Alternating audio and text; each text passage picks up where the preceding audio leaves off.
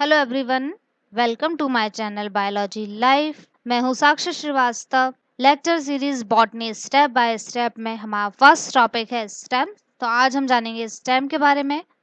और अगर अभी तक आपने मेरे चैनल को सब्सक्राइब नहीं करा है तो मेरे चैनल बायोलॉजी लाइफ को सब्सक्राइब करिए एंड साथ ही बेल आइकन पर क्लिक कीजिए। फर्स्ट पार्ट में हमने उसकी डेफिनेशंस, टाइप्स एंड फंक्शंस के बारे में पढ़ा था। अब सेकंड पार्ट में हम पढ़ेंगे मॉडिफिकेशंस ऑफ स्टेम्स। चलिए शुरू करते हैं। मॉडिफिकेशन ऑफ स्टेम क्या है? अपने सामान्य कार्यों से हटकर कुछ विशिष्ट कार्यों को करने के लिए अपने सामान्य रूप एवं आकार में परिवर्तन कर लेते हैं, जिसे तनों का रूपांतरण कहा जाता है। ये तीन प्रकार से होता है: aerial modification, sub aerial modification and underground modifications. आज हम पढ़ेंगे एरियल मॉडिफिकेशन के बारे में। एरियल मॉडिफिकेशन क्या है? तनों का वह रूपांतरण है जो वायवीय तनों में पाया जाता है। मतलब जो तने जमीन के ऊपर होते हैं उन्हें हम बोलते हैं एरियल स्टेम।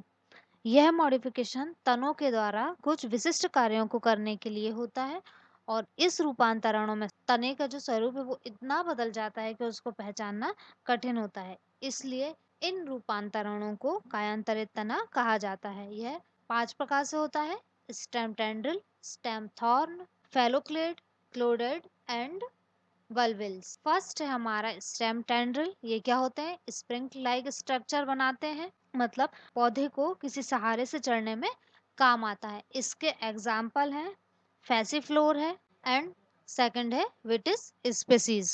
जब तने से टेंड्रिल का विकास होता है उसको हम बोलते हैं स्टेम टेंड्रिल। देखिए ये हमारा डायग्राम है, ये है स्टेम। इस स्टेम से ये टेंड्रिल का विकास हो रहा है। स्टेम टेंड्रिल है, ये पौधे को सहारे से चढ़ने में काम आते हैं। मतलब किसी भी डंडे से, जैसे आपने देखा होगा मनी प्लांट है या अंगूर की बेल है, उनका तना कमजोर होता है और फिर उनको ऊपर चढ़ाने के लिए किसी सहारे से बांध दिया जाता है जिससे वो आगे ग्रोथ कर सकें। तना मॉडिफाई होकर टेंड्रिल में बदल जाता है। तो ये था हमारा स्टेम टेंड्रिल। अब नेक्स्ट पढ़ेंगे हम स्टेम थॉर्न के बारे में। स्टेम थॉर्न क्या है?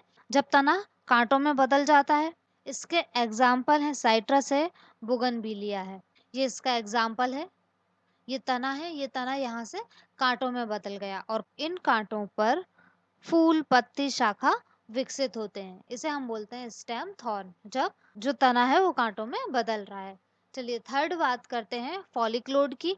तो फॉलिक्लोड क्या है? यह मॉडिफिकेशन मरुभूमि में उगने वाले पौधों में पाया जाता है। इसके एग्जाम्पल हैं ओपेंशिया है, जिसे हम हिंदी में बोलते हैं नागफली, एंड सेकंड है कैक्टस। ये ओपेंशिया का डायग्राम है।